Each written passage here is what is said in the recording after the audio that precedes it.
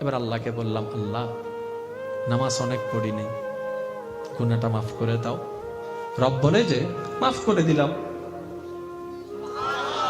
আল্লাহ রোজার মধ্যে অনেক জার বেইমানি করছি, ভুল করছি, মাফ করে দাও।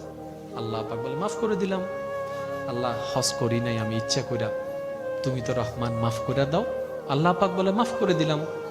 এবার বান্দা যতটা বলে আল্লাহ মাফ করে দেয়। এবার বান্দা বলে, আল্লাহ কিছু গুনার পাল্লা হালকা হইছে, কারণ আমার জান্নাতে যেতে গেলে গুনাহ মাফ করা লাগবে, তো তুমি দয়া করছো, আমার গুনাহ মাফ হচ্ছে, আল্লাহ দয়া। এবার বান্দা বলে, আল্লাহ ওই আমার ভাইয়ের জায়গাটা খাইছি যে কিছু গুনাহ হয়েছে, তুমি মাফ করে দাও। রব বলে যে না রে বান্দা, এটা আমি করব না। আল্লাহ কেন? তুমি আমার যে বান্দাকে কষ্ট দিয়েছো, সে যদি মাফ করে আমিও তোমাকে মাফ